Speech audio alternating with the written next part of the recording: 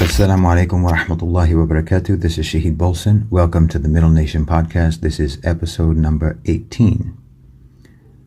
It's important to understand that terms used by politicians are very often euphemisms designed to misportray policy objectives as benign or virtuous to the public, because the real objectives are ruthlessly strategic and serve the interests of a country's most powerful minority, i.e. corporations, financial institutions, and the extremely wealthy. In this way, policymakers often employ Shaitan's technique of making evil appear good, so that well-meaning people will support policies that fundamentally contradict their own values and principles. I would also say that these policymakers themselves have been subjected to that same technique by Shaitan and probably genuinely believe that what they are doing is essentially good, even if they are fully aware that the way they are portraying their policies is dishonest. They do believe that the policies are themselves correct.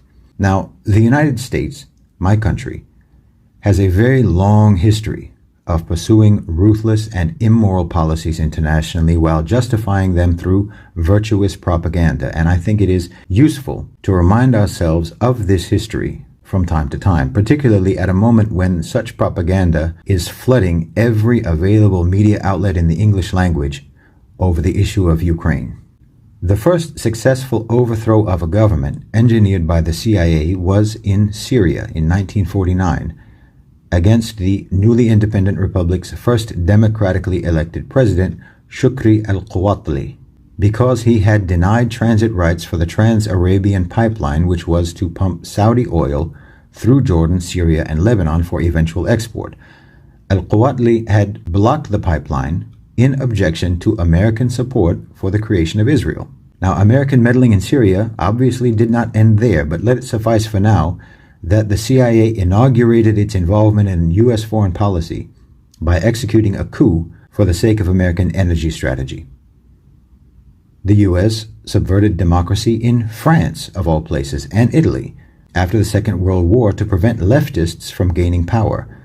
They funded covert operations through the Marshall Plan, which was earmarked for the rebuilding of Europe after the war. They made economic aid contingent upon the removal of leftists from the government, leading the then French Prime Minister Paul Ramadier to say, "A little of our independence is departing from us with each loan we obtain."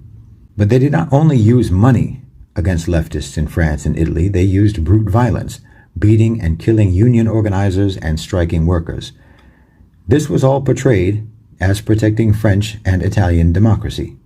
Between 1947 and 1949, the U.S. supported neo-fascists in Greece against Greek leftists who had led that country's fight against the Nazis. They helped to install a neo-fascist government in Greece against the will of the population that went on for decades. And again, this was a policy to preserve democracy. In the 1950s in Germany, the U.S. recruited, trained, and deployed civilian militants to carry out acts of sabotage and terror that could be blamed on leftists to ensure that no government could come to power in Western Europe that might oppose NATO operations or American policy. Now, this initial project expanded into what was known as Operation Gladio, which saw the creation of multiple, usually far-right extremist groups throughout Western Europe. These American-backed militants continued to carry out their work for decades and were responsible for the Bologna train station bombing in 1980, which was initially blamed on Palestinians.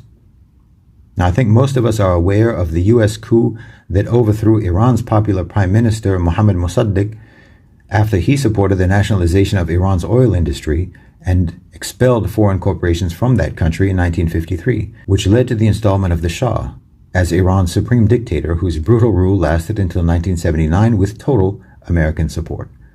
U.S. violent intervention in Central and South America throughout the 1960s, 70s, and 80s should be well known, and it would take too much time to enumerate the catalogue of atrocities committed over the years in the name of democracy in the Western Hemisphere during the period known as the Dirty Wars. The American Embassy in Honduras was the headquarters for organizing death squads in Guatemala, El Salvador, and Nicaragua to torture and terrorize the populations. And the U.S. did the same thing in Argentina. They overthrew the governments of Brazil and Bolivia in the early 1960s, in Chile in the 1970s, and used the entire region as a laboratory for honing the neoliberal program of economic sabotage for decades. Again, all for the sake of democracy and freedom. In Indonesia, popular president and prominent figure in the non-aligned movement, Sukarno, was subjected to multiple plots throughout the 1960s, including coup attempts and failed assassinations, until the U.S. finally replaced him with General Suharto, whose army carried out mass killings of leftists and supposed communists, whose names were supplied to the army by the U.S. Embassy. Now, I'm not even mentioning the overthrow of governments, the assassinations, and the organized brutality of U.S. policy in Africa. I'm not mentioning America's virtual occupation of Thailand and other horrendous crimes undertaken in the context of the Vietnam War, nor am I discussing their subterfuge and destabilization of other countries in the Middle East throughout my lifetime. Again, there's simply too much to talk about. Now, you'll notice that most of these American interventions were aimed at destroying so-called leftists or communist movements, and that needs some clarification.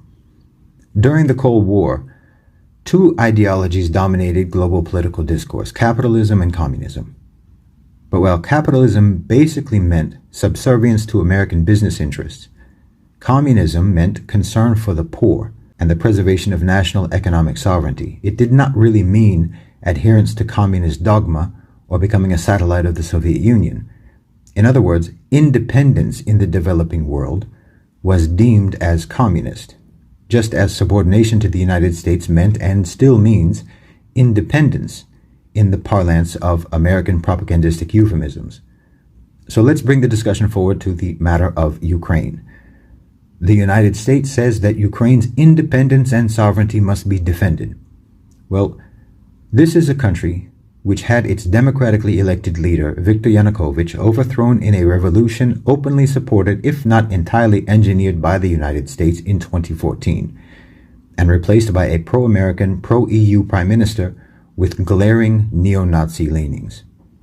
During the Obama administration, then Vice President Joe Biden bragged about his ability to strong-arm the Ukrainian government about official appointments or removals of prosecutors. And Ukrainian energy company Burisma paid Hunter Biden, Joe Biden's son, $50,000 a month in order to gain favor with Joe Biden and access to him, because he was functionally running the country.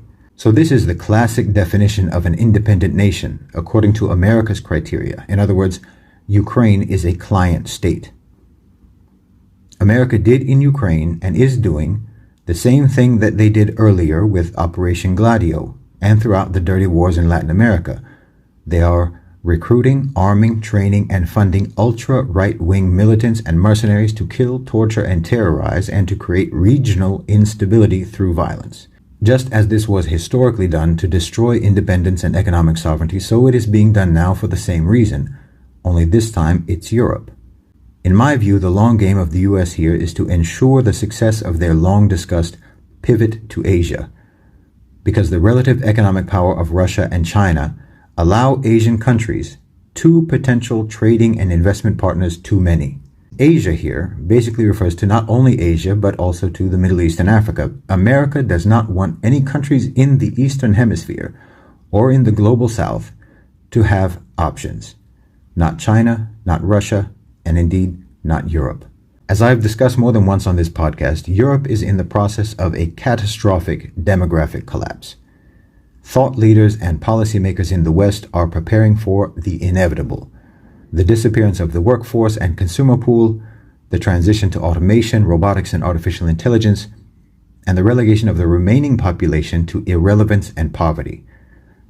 Knowing that this will undoubtedly lead to mass discontent and civil unrest, preemptive efforts are being made to enhance surveillance, lower people's expectations, normalize their acquiescence, and acclimate their populations to curtailments of liberty and to conditions of severe austerity. The creation of artificial emergencies and conflicts to justify or to otherwise distract from these measures is enormously useful in pursuing this agenda. It is essentially a sophisticated version of the shock doctrine as identified and explained by Naomi Klein in her book of the same name, and it is completely in line with American foreign policy strategies over the last 70 years. Now, this is not a conspiracy theory. This is a rationally consistent approach to international affairs within the context of America's framework of priorities and objectives.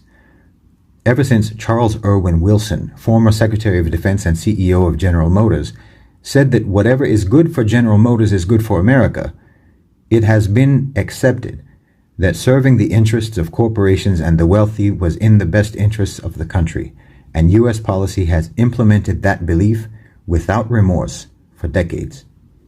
Now, you will find a number of influential figures and organizations promoting ideas like the Great Reset and a future where, quote, you will own nothing and you will be happy, like the World Economic Forum.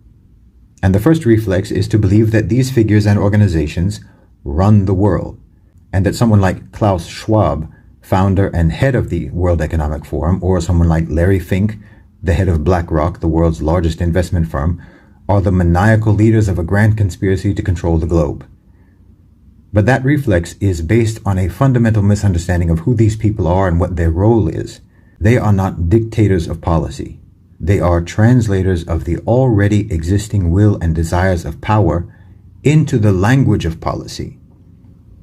The World Economic Forum, like the Trilateral Commission before them, or the Bilderberg Group, or any assortment of elite organizations you can think of, is essentially a think tank. They craft the philosophical basis and rationales for policies and brainstorm the practical strategies that will serve the interests of the most powerful global players. This includes the pushing of climate hysteria, panic about COVID to justify lockdowns, and outrage against Russia, all of which advance the consolidation of power and control by the biggest private sector players and regiments society to accommodate their interests. These actual players, the actual power players, include, for example, the Bank of International Settlements and its constituent central banks, and of course the world's largest corporations, who together control, at last count, around 80% of global wealth. So BlackRock, for example, represents a coalition of these companies, and Larry Fink's job is to serve and advocate their interests. The job of national governments, including the U.S. government, is to enforce what is in the best interests of these private sector power networks, and that becomes state policy, both domestic and foreign. America has been, for quite some time, the most powerful state in the world, and as such, it is the strongest instrument for the enforcement of policy for the benefit of a national private sector power. But that power, it is crucial to understand, does not belong to any nation. It is not nationalistic or ideological in any way. And that's why it has no hesitation about imposing the same patterns of subversion in Europe by means of American policy as has been imposed throughout the developing world for the last 7 decades. So you should understand that when I'm talking about America wanting this or that or doing this or that, I'm not talking about America itself, but about policies America is pursuing on behalf of international private sector power. As stated, these policies will be pursued mercilessly, but will be invariably presented as benign and virtuous, even when they sow fitna and destruction around the world. As Muslims, we should be intelligent enough and informed enough to recognize shaitan's work when we see it and call it out for what it is. Jazakumullahu khairan wa assalamu alaikum.